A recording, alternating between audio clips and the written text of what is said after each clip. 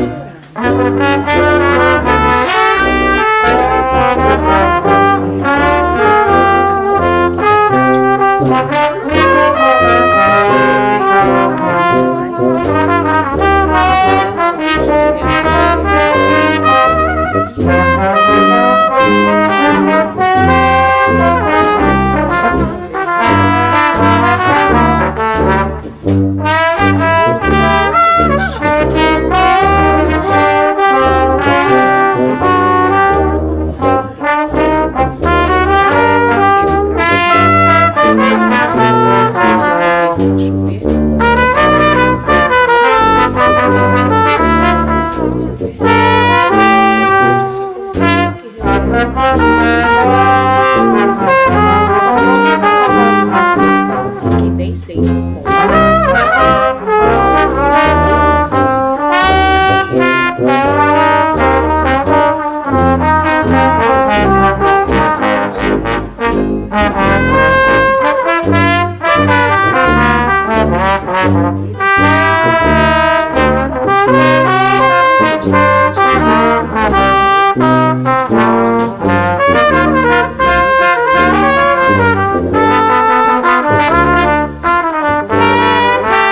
conseguem dinheiro fácil, se sentirem felizes e afastar-se de Deus, mas só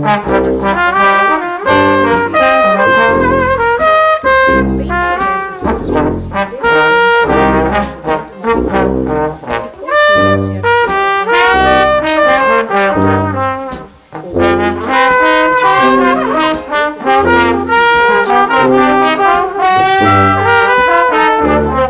independentes e confiam se as os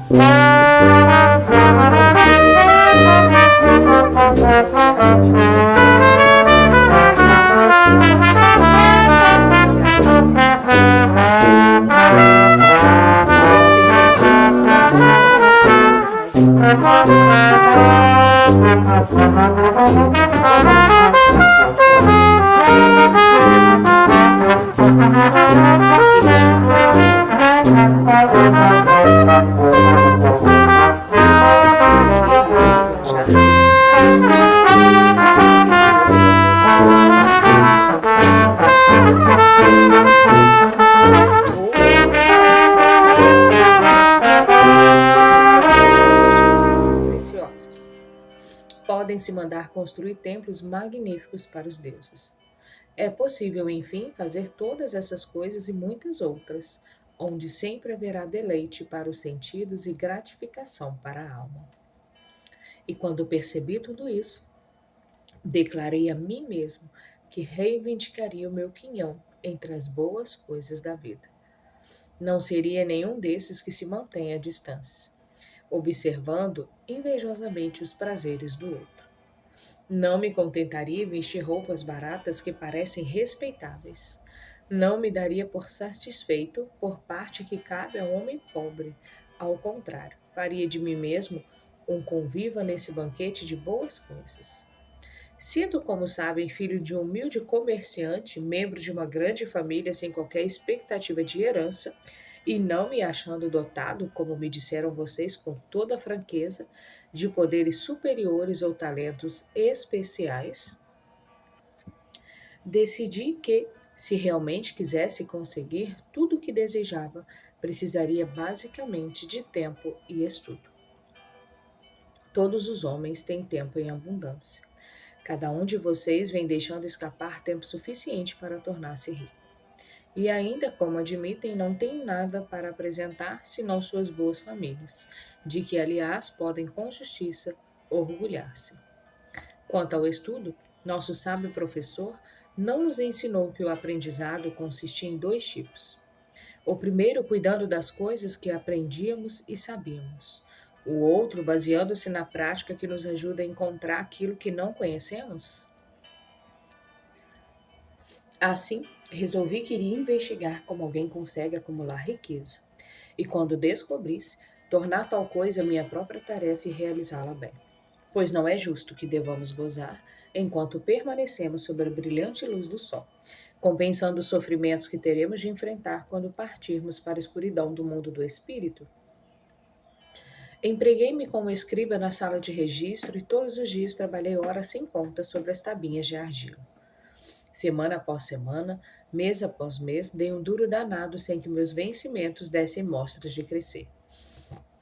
Comida, roupas, compromissos para com os deuses, além de outras coisas de que já não consigo lembrar-me, consumia tudo o que eu ganhava. Mas minha determinação continuou de pé. E um dia, Algamish, o homem que empresta dinheiro, veio até a administração da cidade e solicitou uma cópia da nona lei, dizendo-me: preciso disso em 2 dias. Se me entregar as cópias no prazo, pode contar com 2 moedas de cobre pelo serviço. Trabalhei arduamente, mas o texto da lei era muito comprido. E quando o algamista voltou, eu ainda não tinha terminado a transcrição.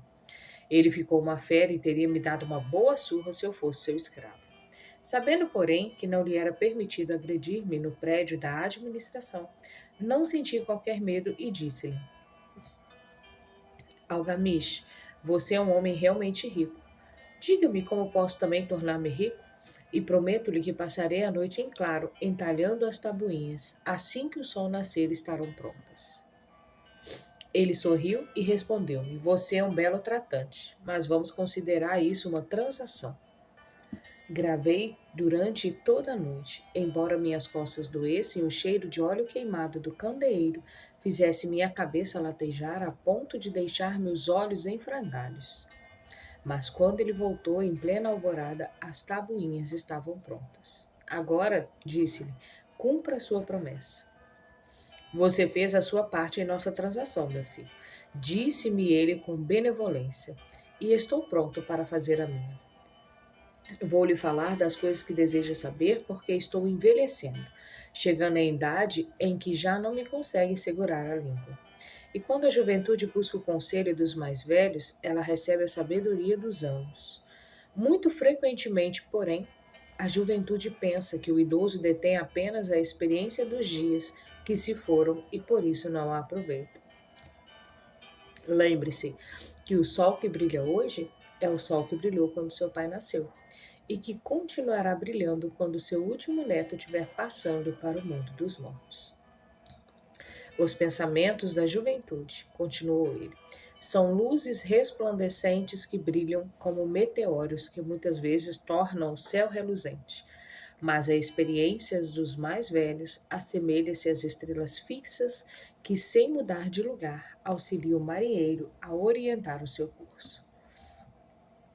Guarde bem minhas palavras, pois, do contrário, deixará de assimilar a verdade do que lhe contarei e pensará ter sido em vão todo o trabalho que teve durante esta noite. Então ele me olhou com perspicácia por baixo das peludas sobrancelhas e disse num tom lento e enérgico: Achei o caminho para a riqueza quando decidi que conservaria comigo uma parte de tudo que ganhasse. E assim fará você. E continuou me olhando com uma insistência que parecia ir no fundo de minha alma, mas não disse mais nada. É tudo? Perguntei.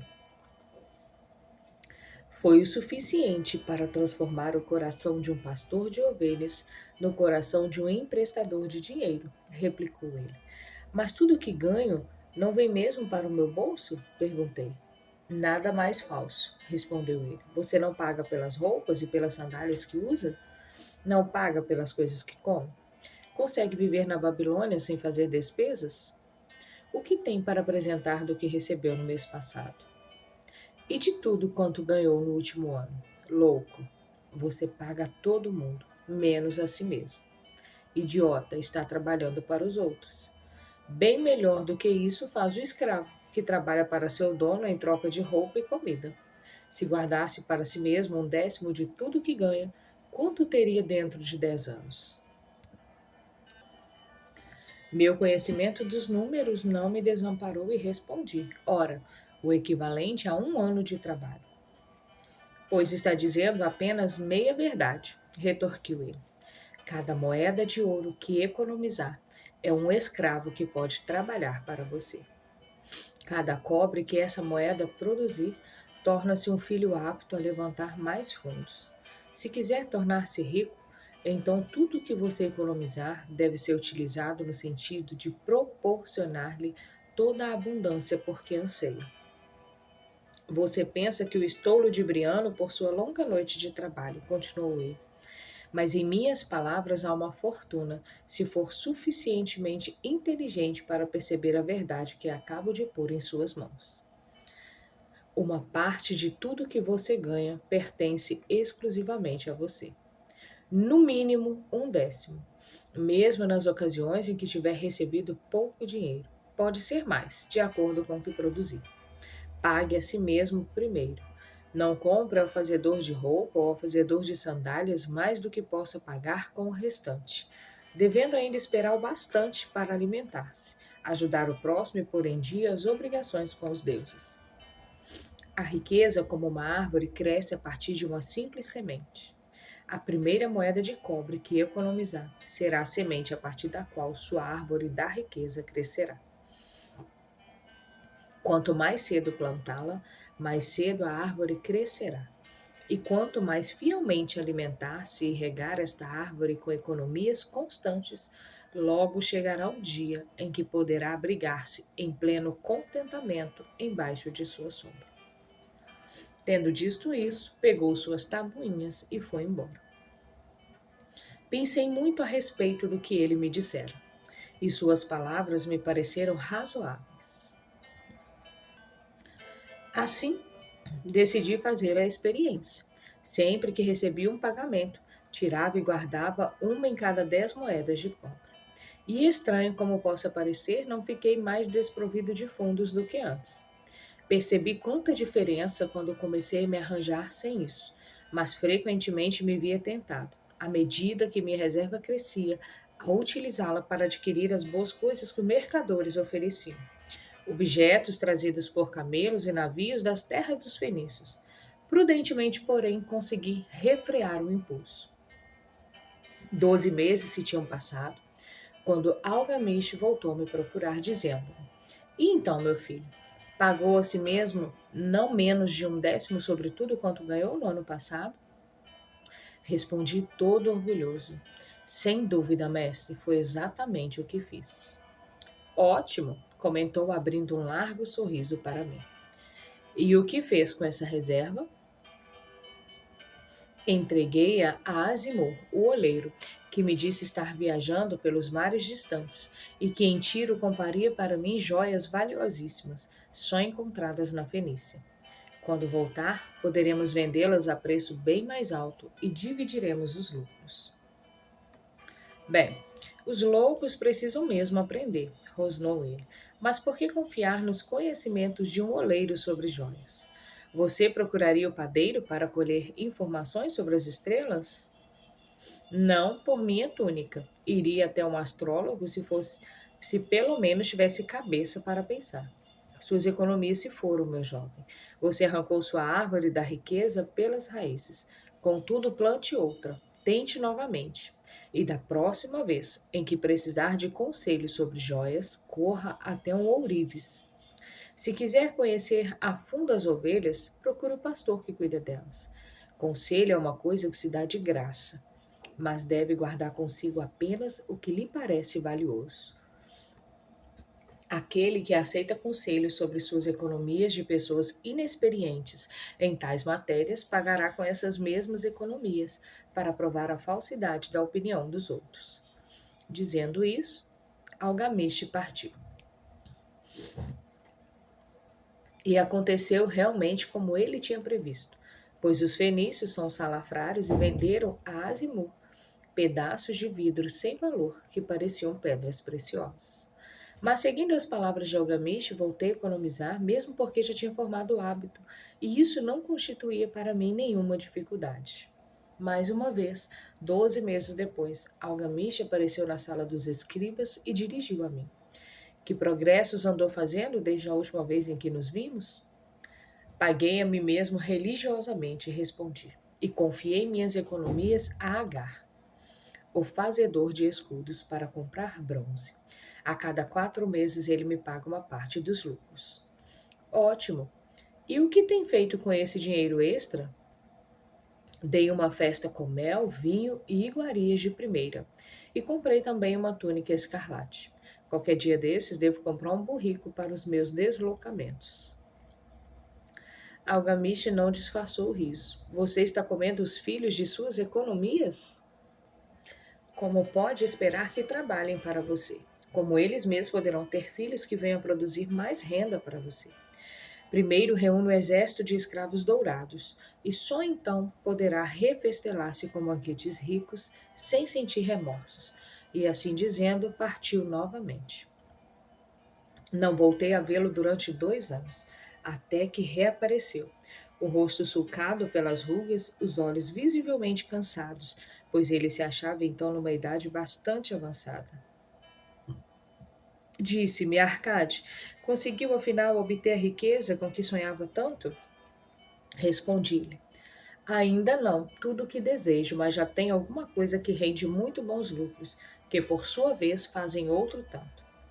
E você ainda busca os conselhos dos olheiros? Bem, o que eles dizem sobre como fabricar tijolos é realmente muito bom, retorqui. Arcade, continuou ele, você aprendeu bem suas lições. Aprendeu primeiro a viver com menos do que podia ganhar. Depois, aprendeu a aconselhar-se junto àqueles cuja competência deriva de suas próprias experiências. E, finalmente, aprendeu a fazer o ouro trabalhar para você. Você ensinou a si mesmo como adquirir dinheiro, poupá-lo e usá-lo. Reuniu, portanto, condições para ocupar uma posição de confiança. Estou me tornando muito velho. Meus filhos só pensam em gastar e não dão a menor importância aos ganhos. Meus negócios são grandes e até grandes demais para que eu possa cuidar de tudo. Se você concordar em ir para Nippur a fim de tomar conta das terras que possuo na região, torná-lo-ei meu sócio e você participará de meu testamento.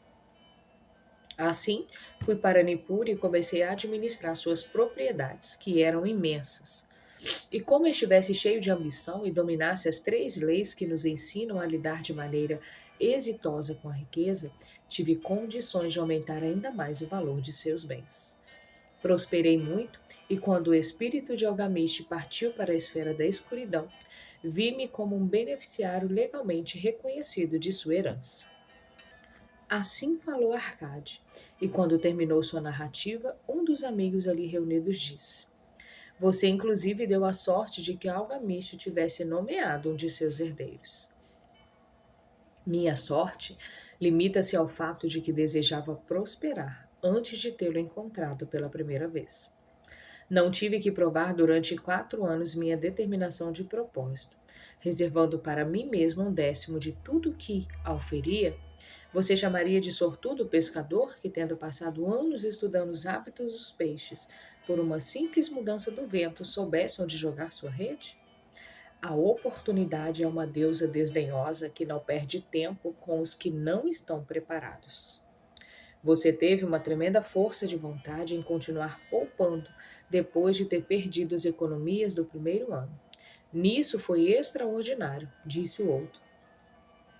Força de vontade, retorquiu Arcade. Bobagem. Você acredita que a força de vontade seja capaz de dar a um homem energia suficiente para erguer um peso que o camelo não pode carregar? Ou puxar uma carroça que os próprios bois não conseguem levar adiante? A força de vontade não passa de um propósito inflexível para dar conta de uma tarefa a que você mesmo se obrigou. Se eu determinar para mim mesmo uma tarefa, por mais boba que seja, terei de levá-la a cabo. Como poderia, de outro modo, ter confiança em mim para fazer coisas importantes? Se me dissesse, durante 100 dias, quando eu cruzar a ponte da cidade, apanharei uma pedra do chão e a jogarei dentro do rio, eu faria. Se no sétimo dia passasse por ali, sem me lembrar da resolução tomada, não diria: amanhã jogarei 2 pedras em vez de uma. Ao contrário, voltaria e atiraria a pedra ao rio. Tampouco seria capaz de me dizer lá pelo 20º dia: Arcade, isso não tem utilidade alguma. Que proveito tem para você atirar uma pedra ao rio todos os dias? Arremesse logo um bom número delas e acabe com isso. Não, também não conseguiria pensar desse modo. Quando me decido por uma tarefa, vou até o fim. Consequentemente, tomo muito cuidado para não começar tarefas difíceis e impraticáveis, porque tenho meu conforto íntimo em alta conta. Se o que diz é verdadeiro, apartou um terceiro interlocutor. E parece, como afirmou, razoável, sendo tão simples, se todos os homens o fizessem, não haveria bastante riqueza para todos? A riqueza cresce onde quer que os homens empreguem energia, replicou Arcade. Se o homem rico constrói um novo palácio para si, o ouro despendido vai embora? Não. O oleiro, o operário e o arquiteto participam desse ouro. E quem quer que trabalhe na obra participa dele. Mesmo depois de construído, o palácio não vale tudo quanto custou? E o terreno sobre o qual se ergue não passa a valer mais pelo próprio fato de abrigá-lo? E os terrenos circunvizinhos não se tornam igualmente valorizados? A riqueza cresce através de meios mágicos. Ninguém pode estabelecer um limite para isso. Não construíram os fenícios grandes cidades em costas inóspitas com a riqueza proveniente de seus navios mercantes? O que poderia nos aconselhar para que também nós nos tornemos ricos? Perguntou outro amigo. Os anos passaram, não somos mais jovens e não guardamos nada. Aconselho-os a fazer o uso da sabedoria de Algamish, a dizer a si mesmo: uma parte de tudo que eu ganhar pertence a mim. Digam isso pela manhã assim que acordarem, à tarde, à noite, em todas as horas do dia. Digam isso a si mesmo, até que as palavras se transformem em letras de fogo gravadas no céu. Empreguem-se com a ideia, ocupem toda a alma com esse pensamento e assimilem tudo o que lhe pareça sábio. Separem não menos de 1/10 e economizem. Façam todas as despesas necessárias, mas poupem primeiro essa pequena cota. Cedo vão experimentar a deliciosa sensação de um tesouro, cujo posse cada um de vocês tem legitimamente condições de reivindicar. Quanto mais ele crescer, mais se verão estimulados. Vibrarão com uma nova alegria de viver. Encararão a possibilidade de maiores esforços para ganharem mais, pois não estarão reservando sobre os lucros maiores a mesma porcentagem. Aprendam, portanto, a fazer com que seu tesouro trabalhe para vocês. Tornem-no seu escravo. Façam filhos dele e os filhos dos filhos deles trabalharem para vocês. Assegure uma renda para o futuro. Olhem para os mais idosos e não esqueçam que dia virá em que vocês também estarão velhos. Por isso, invistam seu tesouro com toda a cautela do mundo.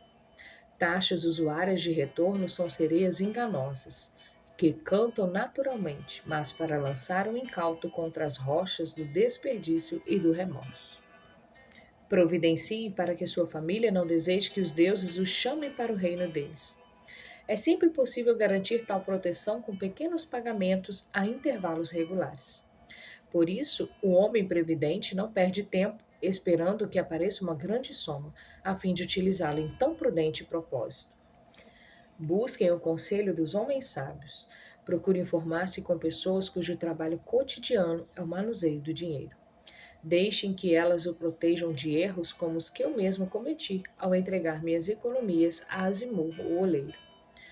Um retorno pequeno e certo é uma coisa mais desejável que o risco. Aproveitem a vida enquanto estiverem aqui. Não exagerem nem tentem economizar demais. Se 1/10 de tudo que ganharem é o que vocês podem confortavelmente poupar, contente-se com esta porção. Por outro lado, vivam de acordo com as suas rendas e não sejam sovinas nem temerosos ao gastar. A vida é boa e rica com coisas que valham a pena e causem prazer. Seus amigos agradeceram-lhe por aquelas palavras e se foram.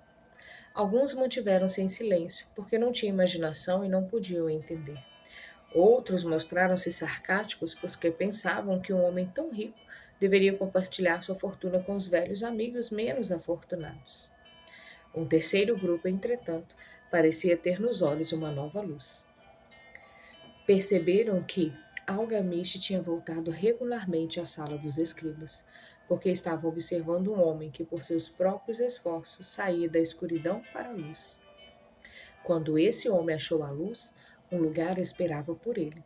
Ninguém podia ocupar esse lugar sem que, pelos próprios esforços, chegassem à compreensão, ou seja, até que estivesse pronto para a oportunidade. Os integrantes desse terceiro grupo foram os únicos que, nos anos que se seguiram, continuaram visitando Arcade, que os recebia cheio de contentamento.